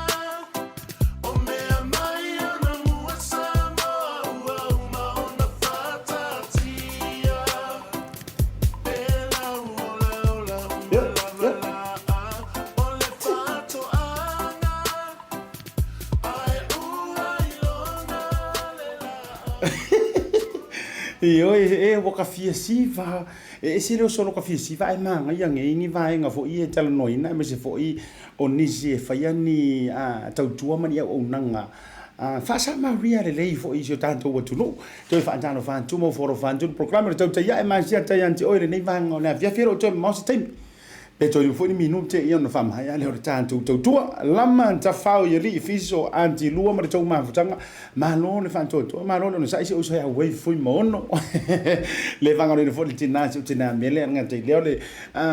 tamamatua ia maposua Le mawhutama i nai mangele Ia vai fo uko ngai whai mwhai kaunga ioi Pa ngola o malo si ngai ke ua a fia ele soi fuo ses Tai sisi mare tau mawhutanga I sini au Australia Whataro whantua I le matua o le wharitua masanga Whanta tamanti le lua mare tau fo I mawhutanga Mahalo I anti au tau Nio lio sua lo Renta Roberts mare tau mawhutanga Ia aranga tai lea o tulu wa lesi mahalo le whaato toa mahalo le mawhutamai Mac alofi po Mahalo I anti aranga tai le so to fine whaamele pele ya mati le pule Mahalo mati o hamai Ioi O e ku mawai le li po e ku mausia li Ngā solonga wale mawhutanga Anastasia e tuale ka whiolai ka whiwhi Tāno whaana o mai le ngaiku Ke ngeki o lea inga Pua I fo mare tau mawhutanga ngā tai lea Efi pania Ntao finu Iyo e sau wa il whai u whale arupo Iyo e Ia ngā tai lea o le fionga Ia le matua So kwa ki kiro kwa Ia na le matua Nta whale tole a foa kalanti Iyo e Manola wale nusai Iyo e Tasi le sua whataua Ia le tūra aina sa whaanganga fo Ia mantou I santu paitea Ia si mantou pitonu I santu fia Malolo fionga Ntua maftu mai Ia aina tai lea To tele la voice uso Ia antanga loa Joseph Afa Iyo Ko wai mere kaka umi Halenga mamafu kakura svali Iyo Going on Superman I Samoa Patalo vandia te ole uso Te lo fo le te o aso le neiva ia so ira o koe kamfai maua fo isi taimi mante e vantu ai ma le sunga ia tanga loa si o kango vai fa sofi pe fa fefenga fa yonga apa au ia le Samoa au na le malo ina lo officer so fo malo loina Samuel and Jane New Banti dalo fatalo falava malo le unsa malo ma fto ma proclame le nga lea on le Joes la ngaia malo la vai o tolu ma fto mai malo fa to so to fine ia sui ioi Talo fa ambesi le fionga ia leota tofi le ma futa mai ina I Preston I Otara malo o mai kasi foi le pe ko e se fia mingi la au malo malo le ona sa I fa to le nei vanga le fia fika fitness fia uso ya lingo o ha mai ka ua kasi ngai skula ki au le mol le manu ka ruma ko io na on ka kala la fa malama le ku kam ka o uno ku no so ngai lingo la fo ya io e fer worldwide ngai e fe uma nga o ie fe o kongo le mo pe ava ia falling ola ka mori wana ngai ba wana skula ki ele nga ka le fit io ai ke ding fa fe ka nga yang asum pai fa andano fa de zonga ya lino se ke mi fu ie sa no ola pokalama se ka u ka nga po le secret le ke fa ia le ya fu inga e fit io wa tasi le nei so fu mano noina mano le nga no wa mangava io lo sa fa io ai le uma fu kam miala ia le mol ma ba dalo fa toi so ya lino ma le to ma ftanga Quincy Elizabeth Momoisea le mafuta mai ile le vanga ola fi mai foi ma ka me po felite va mai ai mo le toelo fa nga yanti o le vanga ola fi a se vai ngata mo no via tal no antua ya tanto fo me solo tanto wa por kala o fai tawo tu fo I tanto tala mai sa mo pego feku si so ska ko isi yamane mare mar por ki ka ki ia ka le va fo I sa o renga ngor fa it comes to the point where I'm getting tired of o vai tu fo isamo o le ala vai la manu ia la fo ile tu langa ile fa o nga lima le sa wanga mantanga I tu langa nei fa na ta ai me se fo ila o le tu langa fo ile le fa la lave tau ta vale ma o mai tala fo wana le la Samoa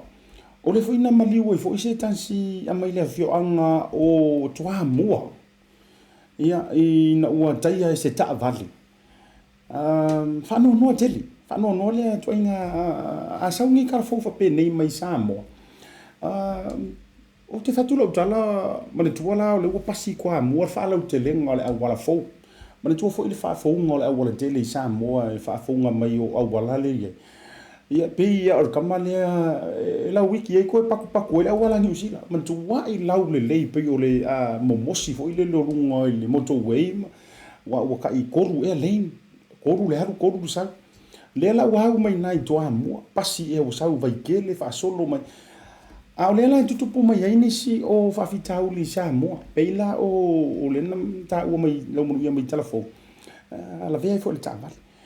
ia o ke fo ile o hi ka vale ia le la o me fela le tua ni to nga me le yo le wala mana nga le la ka fa ye mar skaili le fo ile le o fa moto we ye fa ngol e wala tel o te lo na le ya le wala a dei o ngai ku ma wali I sa fa ku la ngai nga e le fu se me la ka u io fa ka ye le afi fo o lo sa me tu langa fa pena e o le fo ila le yo le uma enga ko ku lo ka vale o le se a ve le ta vale ave o lo ka yu ka tanu malala ono tu langa o le ave fanta mala wa uma ile soifua o le tu langa le e tanta longo tu fo I se fa ele ngata le umina fa lo tu langa fa porkiki ia a le e tutupu mai male tele o mau fa fita o lima fa la ve fa bene ia dalo si ia ele ai tu langa fo ile le ngonga I tu antu I uma fo ingi me ai lo mangu ia pe yo mau kala le sau o fai pule a fea ia o le fai e un alo so fa pe mo so ai se fai ku ai ia tanto mata hala fo awa nei ona po mani time ia o time fo ia wala mai ale fili so la ma se vai e fo lisi tu langa ke fa le yang o ia mai manatu mama ia ai ono avea ma tu langa ia e toi pa ia I lamba lo manta I lo la fo lima ia o le fo tanto tu la lanta ma sa uni fo ile va fo la sa mo ia o fa tau moava fo ilo tanto va fo la po le sa mo tu langa fo fa ngor tu sang ia wala ngai ka ia ulia loa ia au kus ia o le o I forva la sa uni elen pe ia te mi fo te malanga valele e lo el pailan ke ua pe to e luas fu maila le mamao fa ke mala mai ranga bole fo va lele io li fa ngo ave me yo va ka ia sa lo le fa ilo fo mai ua to e pe tu sa nei male fia se la mai la ona tatu to ai to no terminal nei o le a tu fo mo wala lo le tanto va ia nga isi fia role ia ua kulaka o le o faatili foi mo le o le winga la o le tala o le faiunga o le tausanga le o le ua you like masino lo fitu au kuso ia wa ifo foi wa sa wa ier fa vinga ia wa io wa patit foi wa patit foi July o le antu vai antu ia au kuso lo no winga ona to ia ile na o le fa na o le fa masi ia ona fai ule o le tausanga ia e toi mai maula fo ilo sa uni o por kalama de tele ia o nisi o la sa uni fai poiponga o nisi o la sa uni mo a sofa na ufa pitoa o nisi o la sa uni ia reunions ia ai koe avea makulanga fa le tonu ai tapenanga ona o lo no na mo lo so le halu io mi mika so le runga o le kili ia ai fai mali a fai fo ubasasi tu langa fo io tangata le sa a fia ile fa fitauli po le sa fa foina le tavali ia wala ngalena fa ilo mai tatu tala mai zamo na maliu le aso na so o ia si uso ia to e fa oti mai tanto tala le po se uso o se tala vo se ali po se mai tai le sa mai ai le soifo a le winga ia man le sona i tuantu nei me uma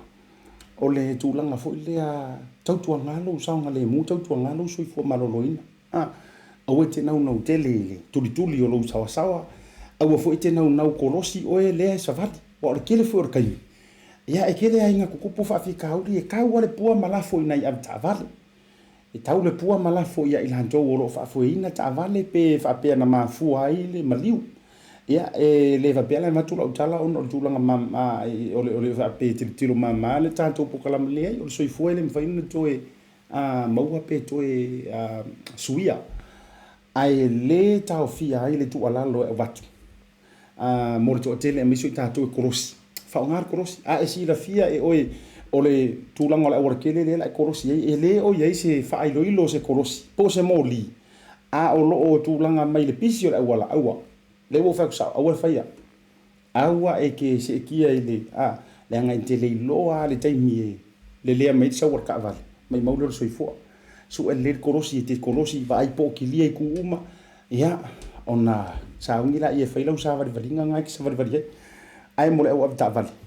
ia nai na to fam lu tang o te no tele le ia te no lo sa ai tuli lo sa ngale mo ia o le proklamen na le nia so le tanto TAUTAI fa malulu atu fo se la manga ua le tauta mari ai fa talo fa tu ni so le to tele kunsi Elizabeth ko ai kwa fo pa kala fale o ma ai nga tai le mele Marilyn to filau ma lo la vale no sai pe se iva si to fine le nga tai le o ma vai nga sa io le ma futa mai ma lo si fo le sunga io e sianta fa mo le tua fa te tele mo fa mo yang ia fa yo le fa o sa ia ile ya se sa u piko silinga ta o ro ma fa ya samwa ia na o sa u le sume fe on apolima ia la malo ta lo fa toi ia se uso fa ya sai me wa kasi fo ringi sa u le ka fa o ile nei in New Zealand ia me so te tonga blessings mai lan tole ma futa mai fa ta lo fa fo isi o to ma fa le nganga pasta wita ia fata ma le fritua melody ngata ile lo fa anga fo il programme ia le fionga ngalo le manna sulu anai me se fo jo anai ia ma futa mai ia ma to tele la vo ila to so vai ko le ale le oride mai Quincy Elizabeth mo moisea alo fantu ina yo mantu ainga ifa ale baloli ai mai se le ainga o si o to lua ia fenga mantu le vai vantu I Brisbane au se talia ia le na vai le manga ia mo le tolo fa ngar program te to na Brisbane Australia me se lo fo ia o le to fine pro so fo ia Quincy Elizabeth moisea ia ma le tautonga ka me ke le lo mua tu mua ia fata ma maulol ia me se fo ia tu sa mau ia fa pe fo pa ia la inga sa ngau I fale ma lo fa fa to ma ro ma fu ka mai ia o sili langa asa langa wa ma fu ka ke ke o me asa ia mai le vio ango palau ia il motel salafa ke ngole o me wa fo ia ta upu tau si pui langa ai o matua fitalai ia me se fo io le matua ia me se fo le fio o walo mala ulu ia ma ta uso toi ma ta puso ia me se o talinga ya lang aya ia wa vai le manga ia na upu moana e melia le lela jangi lo mare to mamtanga ma no la ven to ngan te le o le tamama tu e fata tamat le lua mare to mala va ro mafuta mai singi Australia me le pone mai sipi ko o mama skeke birth pale malana mo to o malava ma lo mafuta mai like love and share tangolo o omilo like la masiel ta proclame to tu mtanga o mai so te si ka kiro po ngi si ka ko ovi mo mai Samoa ia nga te leo New Zealand fai fo ini orio lo te tupu o Australia ma America te fia mana e fai lo hantu ia ma fa so mai omi mai le tanto messenger ale tauta ya e ma ASIATA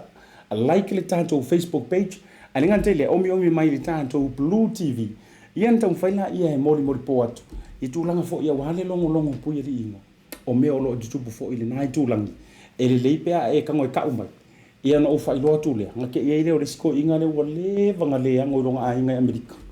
ia au ke vai ku ngala o malo me loto pa mangalo se la manga usala se ngana o le tau tamali la fo fonga vantele alo fangia le to tai morene ia fiafi mai le to ona ASIATA fale malu pio vaoliko male tanto TAUTAI ya e ma ASIATA fa soifua ia ma ia manuia Squad, baby. Rex, J Sands. Let's go. Oh, say I'm an say you are complete to me, I get you. By the way that you move and the way that you smile. Say, oh my Dorima, baby, you be giving your hand, I'll take you anywhere. You give me something that I never had. Cause you care, but about to me and the family. Say, why you waiting on me to talk to you? Yeah, I'ma listen what y'all say. Yeah, don't move out in the come here. Yeah, they on the nail, to dirty wine, girl, dirty wine. Yeah, say, I'm in and not the bite to get out. Say,